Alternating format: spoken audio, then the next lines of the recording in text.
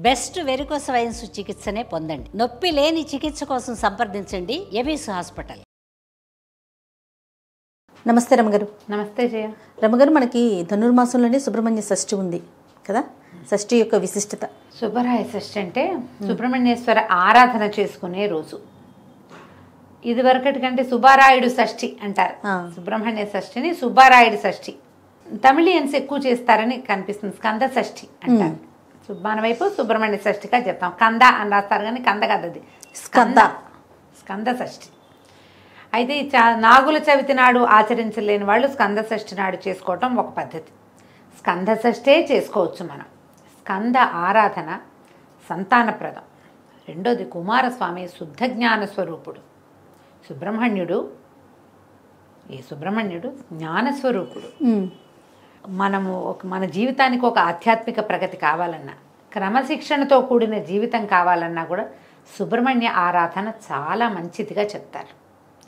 ఈ సుబ్రహ్మణ్యం అంటే మనం సర్పం కదా. అవునండి, మనకు తెలుసు అది. అయితే ఈ సర్పం మానవ దేహంలో సర్పం ఉంటుంది. అది ఎక్కడుంది? కుండలిని స్వరూపంలో ఉంటుంది. ప్రతి మానవుడికి మనకి అవయవాలు కనపడతాయి. కనపడనివి చక్రాలు ఉంటాయి మనకి. షట్చక్రాలు ఉండి 6 చక్రాలు ఉండి పైన 7వ చక్రమైన సహస్రార చక్రంలో అమ్మ అంటే మా శక్తి కొలువై ఉంటుందని చెప్తారు. ఈ శక్తిని చూడాలంటే మూలాధార చక్రంలో ఉన్నటువంటి కుండలిని శక్తిని నిద్రలేపి ఆ శక్తి ద్వారా మనం అమ్మని చూడగలుగుతాం. ఈ కుండలిని ఎలా ఉంటుందంటే తన తోకని తనే కరిచి నోటితో కరిచి పెట్టుకుని 3 చుట్టలు చుట్టుకుని ఉన్నటువంటి ఒక సర్పాకార శక్తి మనకి మానవ దేహంలోనే ఈ కుండలిని రూపంలో ఉంటుంది అని చెప్తారు. ఈ కుండలిని శక్తి అది సర్పంలాగా పైకి వస్తుంది కదా, అది సుబ్రహ్మణ్య శక్తిగా చెప్పబడుతుంది. జ్ఞానం కలిగినప్పుడే, మనలో జ్ఞానం వికసించినప్పుడే మనం ఈ చక్రము ఆ చక్రాన్ని సరిచేయటము, అది మిగిలిన చక్రాలను భేదనం చేసుకుంటూ ఆ చక్రంలోంచి ఈ కుండలిని శక్తి బయటకు వచ్చి ఒక్కొక్క చక్రాన్ని దాటుకుంటూ చక్రభేదనం చేస్తూ తురీయ స్థితికి పై దాకా అది రావాలి అంటే కనుక జ్ఞానం కావాలి మనుషులకి. అంతేగా. మనం ఈ కుండలిని భేదన చేసిన వాళ్ళు, చక్రభేదనలు చేసిన వాళ్ళు మన చుట్టుపక్కల కొంతమంది మహానుభావులు కనపడతారు. సాధారణంగా చక్రభేదన జరిగినప్పుడట షట్చక్రాలను ఒక్కో చక్రాన్ని భేదించి శక్తి పైకి వస్తున్నప్పుడు ఒక్కొక్కళ్ళకి కొన్ని రకాల శక్తులు వస్తాయి. ఆ శక్తులకి లోబడిపోతారు చాలామంది. శక్తికి లోబడి అది ప్రదర్శనకి పూనుకుంటారు. ఓకే. లేదా చుట్టుపక్కల వాళ్ళు ఎవరైనా సరే దాన్ని ప్రబోధిస్తారు, ఓహో నువ్వు అద్భుతమైన వాడివని. వెంటనే వీళ్ళకి అహంకారం మాయ వాళ్ళని పైకి ఎక్కనివ్వదన్నమాట. అహంకారానికి లోనయ్యి అది అక్కడే ఉండిపోతారు.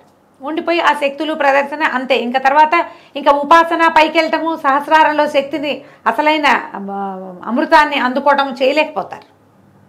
చక్రభేదనం జరుగుతుంది చాలామందికి, చక్రాలు వెళ్తాయి. కానీ ఎక్కడ ప్రతి చోట వచ్చేసరికి ఒక్కొక్క చక్రభేదన జరగంగానే ఒక్కో రకమైన శక్తి ఆవిష్కారం జరుగుతుంది. ఆ జరిగిన శక్తి ఆవిష్కారానికి లోబడి మాయకి లోబడి ఉన్న వాళ్ళు అక్కడే ఆగిపోతారు. సుబ్రహ్మణ్య ఆరాధన వల్ల మాయని తొలగించుకుని మనం మనుషులు ఆ అమ్మవారిని చూడగలుగుతారు, అమృతత్వాన్ని సాధించగలుగుతారు. మనకు ఎంతోమంది గురువులు చాలామంది కనిపిస్తారు. వీళ్ళందరూ కూడా అంటే చాలామంది జనాల్ని ఆకర్షించగలిగిన వాళ్ళు, ఎక్కువ మంది జనాలు వాళ్ళ చుట్టూ చేరుతారు.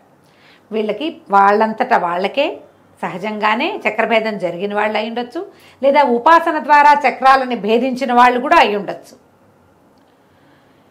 ఎప్పుడైతే జనము గుమికూడటము చాలామంది వేరే రకరకాల మార్గాలు వచ్చినాయో, ఏ స్థాయికి వెళ్ళారో ఆ స్థాయిలో ఉండిపోతారు. మనం ఎంతోమందిని గమనిస్తాం, పెద్దవాళ్ళని చూస్తాం, వాళ్ళలో విపరీతమైన జనాకర్షణ ఉంటుంది. వాళ్ళు ఏం చెప్పినా వింటారు జనం.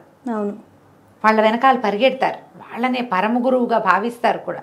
ఎంతమంది కనిపిస్తారు వాళ్ళలో కూడా. ఇప్పుడు ఈ అమృతత్వాన్ని సాధించి మనుషుల కోసం ఇలా ఉన్నవాళ్ళు కొంతమంది ఉండుండొచ్చు మహానుభావులుగా, లేదా అమృతత్వాన్ని సాధించలేక ఎంత మటుకు వెళ్ళారో అక్కడే ఆగిపోయిన మహానుభావులు కూడా కొంతమంది ఉంటారు. ఎవరైనా మహానుభావులే, అందులో తేడా ఏం లేదు. కాకపోతే వాళ్ళు ఎంతవరకు వెళ్ళారు, ఇంకా ఎంత వెళ్ళాలి అనే జ్ఞానాన్ని సుబ్రహ్మణ్యుడు ప్రసాదిస్తాడని చెప్తారు. మనం ఇప్పుడు మామూలు మనలాంటి వాళ్ళకి ఏం తెలిసాయా, ఇవన్నీ విని తెలుసుకుని చదువుకుని అంతే. ఈ చక్రము భేదించడం అంటే ఏమిటో సాధారణ మనుషులకు అర్థమే కాదు. అవి నాకు అయిపోయింది అనుకుంటారు. అయిపోయిందంటే అవదది. నాకేమీ కాలేదనుకుంటే అయినట్టు. ఏమీ అవదు, దానికి సమయం పడుతుంది. కానీ ఆధ్యాత్మికమైన ఆలోచనలు, స్పిరిచువాలిటీ వేరు, మనకి డివోషనల్ వేరు కదా, నీకు తెలుసు కదా. అవునండి. భక్తి వేరు, ఇది వేరు. స్పిరిచువల్ థింగ్ అనగానే ఆత్మకి సంబంధించిన జ్ఞానం వేరు, దీన్ని దాటింది. భక్తి అనగానే మన భక్తి ఎక్కడ ఆగిపోతుంది? పువ్వులు, పూజ అక్కడే ప్రసాదాలు ఇక్కడే ఆగుతుంది. దాన్ని దాటి ముందుకెళ్తాం అనేది సుబ్రహ్మణ్య ఆరాధన వల్ల మనకి లభిస్తుంది. ఈ సుబ్రహ్మణ్య ఆరాధన కూడా ఏదో శ్రోత్రియంగా ఏది కనపడుతుందో దాన్ని చేయటం కాకుండా ధ్యానము, తదేక దీక్ష, ఇవి చాలా అవసరం. తరచుగా సుబ్రహ్మణ్య దేవాలయాలు దర్శించే వాళ్ళకి ఆత్మజ్ఞానం వైపు దృష్టి వెళ్ళటానికి అవకాశం ఉంది. ఆయన్ని ఆరాధిస్తే మన ఆధ్యాత్మిక ప్రగతి బాగుంటుంది. దానికోసమే కాకుండా లౌకిక జీవనానికి కావలసినటువంటి సంతానోత్పత్తికి సుబ్రహ్మణ్యుడే అధిదైవం. సంతానం కావాలంటే సుబ్రహ్మణ్యుని ఆశ్రయిస్తే సంతానం కలుగుతుంది. జాతకంలో నాగదోషాలు అవి ఉంటే, కుజదోషము, నాగదోషము కనపడుతుంటే వాళ్ళు తప్పకుండా సుబ్రహ్మణ్య ఆరాధన చేయాలని చెప్తారు. సమీపంలో ఉన్న ఎక్కడ నాగనాథులు ఉంటారు, ఎక్కడ నాగప్రతిష్టలు ఉన్నా అక్కడ పూజించటం. సర్పారాధన, నాగారాధన చాలా మంచివి. సుబ్రహ్మణ్య స్తోత్రాలు కూడా కొన్ని అద్భుతమైన స్తోత్రాలని, సుబ్రహ్మణ్య భుజంగ ప్రయాతము, సుబ్రహ్మణ్య అష్టకం, సుబ్రహ్మణ్య సహస్రనామాలు, సుబ్రహ్మణ్య అష్టోత్తరము, ఏది సులువుగా మీకు చేసుకోగలిగితే అది చేసుకోండి. సుబ్రహ్మణ్య అష్టకం చాలా సులువు, 9-10 శ్లోకాలు చక్కగా నోటికి వచ్చేస్తాయి. రోజు చదువుకుంటే సంతానార్థులైన వాళ్ళకి మంచి ఉపయోగిస్తుంది. మీరు ఏదైనా చేయించుకుంటారు, IVFలు అవి ఇప్పుడు బోల్డ్ వచ్చినాయి కదా, అవి సక్సెస్ అవ్వాలన్నా భగవత్ సహాయం కావాల్సిందేనమ్మా. ఖచ్చితంగా అండి కదా. అందుకని మీరు సుబ్రహ్మణ్య అష్టకం చదువుకోండి. చదువుకుని ఏదైనా చేయించుకోండి. వైద్యానికి వెళ్తున్నారు, అదొద్దు, ఏ హోమియోపతి మందే వేసుకుంటున్నారు, అప్పుడు కూడా సుబ్రహ్మణ్య ఆరాధన చేసుకుంటూ హోమియోపతి వైద్యమే చేయించుకోండి. దానికి వెళ్ళినా దీనికి వెళ్ళినా ఎప్పుడు కూడా భగవత్ సహాయం తీసుకోదలిస్తే సుబ్రహ్మణ్యుడు దీనికి అధిదైవంగా ఉంటాడు. వివాహాలు ఆలస్యమైన, తరచు సంతానం లేట్ అయినా, లేదా అబార్షన్లు అయిపోయే వాళ్ళు చాలా మందికి, మిస్క్యారేజెస్ అయిపోతుంది, కొంతమందికి ఎక్టోపిక్ ప్రెగ్నెన్సీ లాంటివి వస్తాయి, వాళ్ళకు కూడా సుబ్రహ్మణ్య ఆరాధన మంచిది, స్కందారాధన మంచిది అనేది మనం ఎప్పుడు చెప్తూనే ఉంటాం. ఎందుకంటే ఈ స్కందుడు ఎన్ని చోట్లకో మారి ఎక్కడ ఇది కాకుండా జన్మించాడు.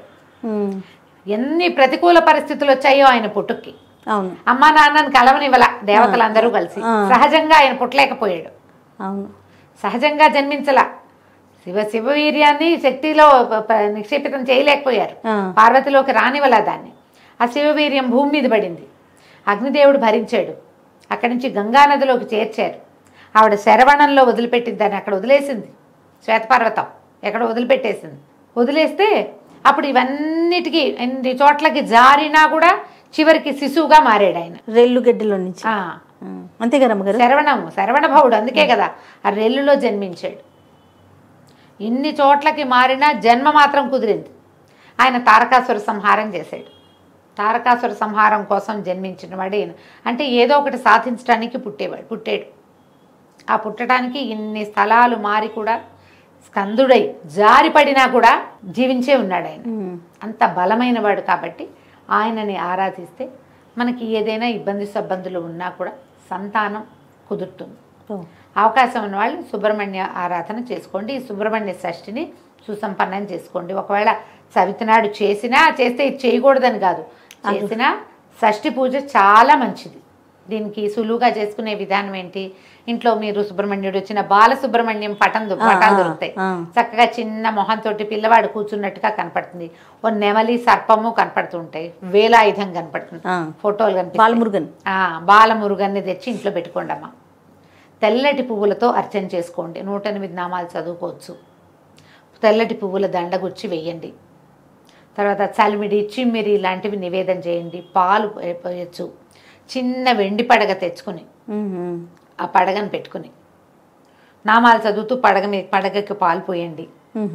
ఎక్కడైనా పుట్ట ఉంటే దగ్గరలో పుట్టలో పాలు పోసరండి. నాగప్రతిష్టలు దేవాలయాల్లో రావి చెట్టు కింద కనపడతాయి, అక్కడ కాసిన పాలు పోసేయకండి, పోయండి కాసిని.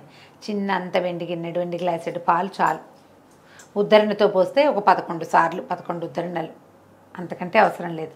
పుట్టలో పోస్తే 3 ఉద్ధరణల పాలే పోయమని చెప్తారు, అంతకంటే అక్కర్లా. ఆవు పాలు పోయండి, అవి శ్రేష్టం. మీకు అవకాశం ఉంటే చిమ్మిడి చలిమిడి చేసుకోండి. పగలు తరిగినవి తినద్దు, రాత్రిపూట అన్నం తినకూడదు, ఉపవాసం చేయాల్సిందే. పగలు భోజనం చేసి రాత్రికి ఉపవాసం చేయొచ్చు. కొన్ని చోట్లయితే మొత్తం 2 పూట్ల చిమ్మిడి చలిమిడి తినే ఉంటారు. మీ ప్రాంతాల వారీగా ఏం చేస్తారో అది చేయండి. మీ ప్రాంతాల్లో ఏ పద్ధతులు లేకపోతే నేను చెప్పిన సులువైన విధానాన్ని పాటించండి. 2 టమాటాలు చిదిపి పప్పులో వేసుకోండి, ఒక టమాటా చారు పెట్టుకోండి, పగలు భోజనం అయిపోతుంది. క్యాలీఫ్లవర్ లాంటివి ఇట్లా తుంపితే కూర అయిపోతుంది. అవునవును. చాకులతో కొయ్యొద్దు అని చెప్తారు. మరి ఎందుకు చెప్తారో తెలీదమ్మా. నేను మా పుట్టింట్లో అత్తారింట్లో కూడా అదే విధానం, నాకున్న విధానాన్ని నేను మీకు చెప్తున్నాను. అంటే మీకు ఏదైనా విధానం ఉంటే అవి పాటించండి, కుటుంబ విధానం ఉంటే పాటించుకోండి. మీకేమీ లేదు మీరు చేయాలని భావిస్తే కనుక ఇలా చేసుకోవచ్చు. రాత్రికి ఆ చిమ్మిరి చలిమిడి తినండి. ఏదైనా ఒక పండో ఫలమో, అరటిపళ్ళు మంచిదమ్మా, ఈ కోసుకునే పళ్ళు అవి తినకండి. చాకు ముట్టుకోవద్దు, అదే రూల్. కొయ్యొద్దు, కత్తిపి చాక కాకపోతే కత్తిపిటితో కొయ్యచ్చా అని అడగండి. తరిగేవి కోసేవి పనికిరావు. సుబ్రహ్మణ్య భుజంగ ప్రయాతం కొంచెం టఫ్, కానీ అది చాలా బలమైంది, మంచిది అని చెప్తారు. ఎవరైతే ఉపాసనా మార్గంలోకి వెళ్ళాలనుకుంటున్నారో వాళ్ళు సుబ్రహ్మణ్య భుజంగ ప్రయాతాన్ని రోజు చదువుకోవటం వల్ల ఆధ్యాత్మికమైన ప్రగతి కొంత ముందుకెళ్తాం మనం సాధనలో. అవకాశం ఉన్న వాళ్ళు ఈ సుబ్రహ్మణ్య షష్ఠిని సుసంపన్నం చేసుకోండి. తప్పకుండా. నమస్తే. నమస్తే.